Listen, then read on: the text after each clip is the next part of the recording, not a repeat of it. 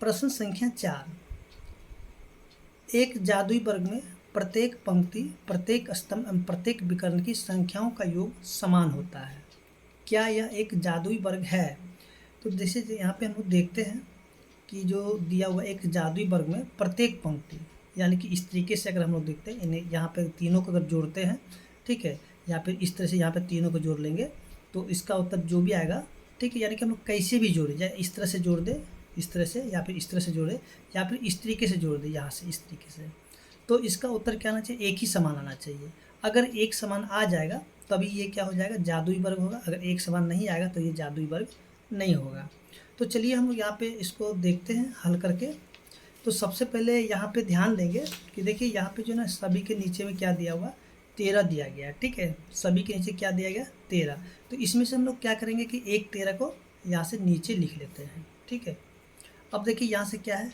4 जोड़ 9 जोड़ 2, और इन सभी को जब हम लोग जोड़ देते तो क्या होता है? 9 4 13 2 15, और नीचे ये जो 13 को उसी प्रकार से लिखेंगे, ठीक है, जैसे कि यहाँ पे दिया हुआ है। फिर से देखिए यहाँ पे जो है सभी के नीचे 13 है, तो क्या करते हैं कि फिर से एक 13 को लिख लेते हैं, और यहाँ से जो 3 है, 3 जोड़ फिर से ये 5 है, फिर से ये वाला 7 है, तो इनको भी जब जोड़ते हैं तो क्या था? 15, और नीचे हो जाता है 13। इसके फिर से देखिए यहाँ से जो है ये वाला, यहाँ से यानी कि सभी के नीचे 13 है तो यहाँ पे लिखते हैं 13। इसके बाद जो है 8 जोड़ 1 जोड़ 6, और इन सभी को जब जोड़ते हैं तो 15/13 आ जाता है, ठीक है। तो यानी कि इस तरीके से हम लोग जोड़ कर देखें तो सभी का मान एक ही जैसा आ गया है। अब फिर से क्या करेंगे? अब इस तरीके से हम लोग जोड़ के देखते हैं, यहाँ से ये वाला इस तरीके से जोड़ेंगे तो क्या एक ही जैसा मान आ रहा है कि नहीं आ रहा, तो हम लोग देख लेते हैं। तो इस तरीके से इधर हम देखते हैं जोड़ करके, तो देखिए सभी के नीचे 13 है, तो क्या करते हैं कि एक 13 को यहाँ पे भी लिख देते हैं। इसके बाद क्या है? 4 है जोड़ 3 और जोड़ 8, और इन सभी को जब जोड़ते हैं तो क्या हो जाता है? 15, और नीचे जो 13 है उसी प्रकार से लिख लेंगे, ठीक है, 15/13। इसके बाद इधर से देखते हैं इस वाले को, देखिए इसके नीचे भी सभी का 13, तो 13 लिख देते हैं। फिर से यहाँ पे 9 जोड़ 5 जोड़ 1, और इन सभी को जब जोड़ते हैं तो क्या हो जाता है? 15, और नीचे हो जाएगा 13। फिर से इधर से देखते हैं तो देखिए यहाँ भी फिर से 13 लिख लेते हैं, और ये जो 2 है जोड़ 7 और जोड़ 6, तो देखिए इनको भी जब जोड़ते हैं तो क्या होता है? 15/13। अब देखिए यहाँ से जो है इसको हम लोग क्या करते हैं? इस प्रकार से इधर से जोड़ लेते हैं और एक बार इधर से जोड़ लेते हैं, ठीक है। तो चलिए हम लोग यहाँ पे क्या करते हैं? सभी के नीचे तो 13 लिख लेते हैं। क्या है? 4 5 और 6, यानी कि 4 जोड़ 5 जोड़ 6, और इन सभी को जब जोड़ते हैं तो क्या हो जाता है? 15/13। फिर से हम लोग क्या करते हैं? देखिए इधर से जोड़ते हैं, क्या है? 8 5 2, ठीक है। तो यहाँ पे सबसे पहले एक 13 को लिख लेते हैं, 8 5 और 2, और इन सभी को जब जोड़ते हैं क्या होता है? 15, और नीचे हो जाता है 13, यानी कि 15/13। तो यहाँ पे हम क्या देख रहे हैं कि सभी का मान यानी कि एक ही जैसा आ गया, 15/13। सभी में देखिए 15/13 ही आ गया, यानी कि हम लोग यहाँ पे इसको जो किसी प्रकार से जोड़ कर देखें तो यहाँ पे क्या इसका उत्तर जो 15/13 ही आ गया, ठीक है, यानी कि एक ही बराबर उत्तर आ गया। तभी हम लोग यहाँ पे लिखेंगे कि हाँ यह एक जादुई वर्ग है, ठीक है। यहाँ पे हम लोग इसका उत्तर लिखेंगे, हाँ यह एक जादुई वर्ग है, ठीक है।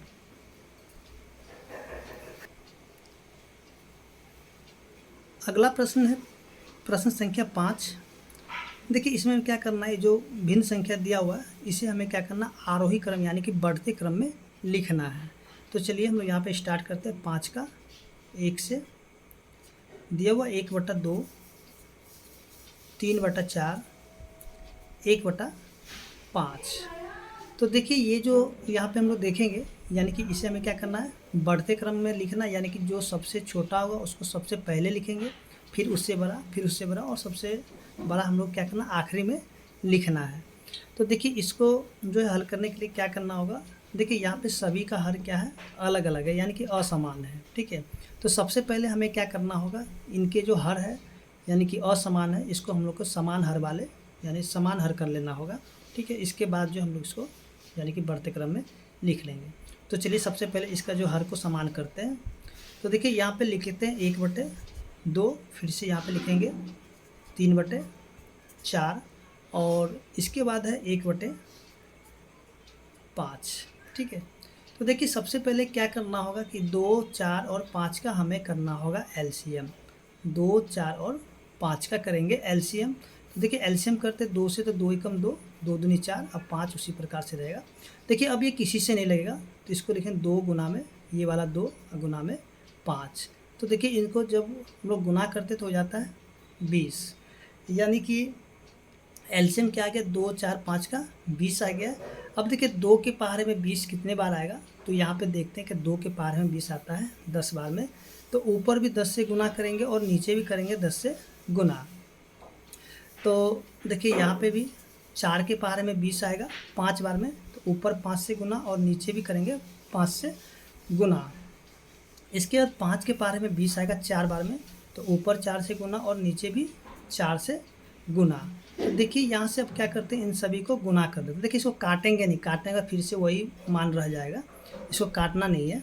ठीक है, अब देखिए इसको क्या करना है, गुना करेंगे। तो 1 को 10 से गुना करते तो 10 हो जाता है, 2 को 10 से गुना करते तो हो जाता है 20। इसके बाद जो 3 को जब 5 से गुना करते तो हो जाता है 15, और 4 को 5 से गुना करते तो हो जाता है 20। फिर से 1 को गुना करेंगे 4 से तो हो जाता है 4, 5 को 4 से गुना करते तो हो जाता है 20। तो यहाँ पे हम लोग क्या देखते हैं कि देखिए 10, सबसे पहले यहाँ पे देखिए सबसे छोटा कौन है। तो देखिए यहाँ पे एक चीज़ ध्यान देंगे कि देखिए इसका हर 20 है, यानी कि सभी का हर एक जैसा हो गया। ठीक है, अब जब एक जैसा हर हो गया तो इसको जो ऊपर में छोटा होगा वो वाला छोटा हो जाएगा, या फिर जो ऊपर में बड़ा होगा वो वाला बड़ा हो जाएगा। ठीक है, तो यहाँ पे देखिए सबसे छोटा कौन है, देखिए 4/20, यानी कि 4/20 क्या है, सबसे छोटा है। इससे बड़ा कौन होगा, इससे बड़ा होगा 10/20 हो जाएगा, और सबसे बड़ा जो होगा 15/20 हो जाएगा। अब देखिए यहाँ पे क्या करना है, देखिए 4/20 जो है किसका, तो देखिए 4/20 है 1/5 का, तो यहाँ पे लिखेंगे 1/5। इसके बाद जो है 10/20 किसका, 1/2 का, जैसे कि यहाँ पे देखेंगे कि 1/2 का, 10/20 1/2 का है, तो यहाँ पे लिखते हैं 1/2। अब देखिए 15/20 किसका होगा, देखिए 15/20 होगा 3/4 का, तो यहाँ पे इसका उत्तर आ गया है। इसके बाद जो है हम लोग देखते हैं इसी का 2 नंबर प्रश्न। देखिए प्रश्न संख्या 2, यानी 5 का 2 है। देखिए 2 में जो दिया गया है 3/7, 2/5, 3/5। तो यहाँ भी क्या करना होगा, जिस तरह अभी हमने प्रश्न संख्या 1 को किए थे 5 का 1, उसी प्रकार से इसको भी हल कर लेंगे। तो देखिए यहाँ से जो 3/7 को हम लोग क्या करते हैं, लिख लेते हैं, और फिर यहाँ से लिख लेते हैं 2/5, उसके बाद 3/5। अब देखिए यहाँ से एलसीएम करेंगे 7, 5, 5 का, तो क्या निकलेगा 7, 5, 5 का, तो इसका एलसीएम करने पे निकलेगा 35। 7 के पार में 35 आएगा 5 बार में, तो ऊपर भी 5 से गुना करेंगे और नीचे भी करेंगे 5 से गुना। 5 के पारे में 35 आएगा 7 बार में, तो ऊपर भी 7 से गुना और नीचे भी 7 से गुना। फिर से 5 के पारे में 35 आएगा 7 बार में, तो ऊपर भी 7 से गुना और नीचे भी 7 से गुना करेंगे। अब देखिए ऊपर से ऊपर गुना करते तो हो जाता है 15, और नीचे से नीचे गुना करते तो हो जाता है 35। इसी प्रकार से ऊपर गुना करें तो हो जाएगा 14, और नीचे से नीचे गुना करते तो हो जाता है 35। इसके बाद देखिए ऊपर से ऊपर गुना करें तो 21 हो जाएगा, और नीचे से नीचे गुना करते तो हो जाता है 35। तो यहाँ पे देखेंगे कि सबसे छोटा जो है 14/35 है, तो इसको लिखते हैं 14/35 सबसे पहले। फिर इससे बड़ा होगा 15/35, यानी कि 15/35, और सबसे बड़ा होगा 21/35। अब देखिए 14/35 जो है किसका हो जाएगा, तो देखेंगे यहाँ पे 2/5 का, तो इसके नीचे लिखेंगे 2/5। इसके बाद जो 15/35 हो जाता है, देखिए यहाँ पे 15/35 है 3/7 का, तो यहाँ पे लिखते हैं 3/7।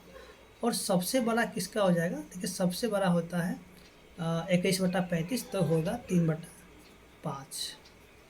तो इस तरीके से जो प्रश्न संख्या 5 है हल हो चुका है, और उम्मीद करते हैं कि आपको समझ में आ गया होगा।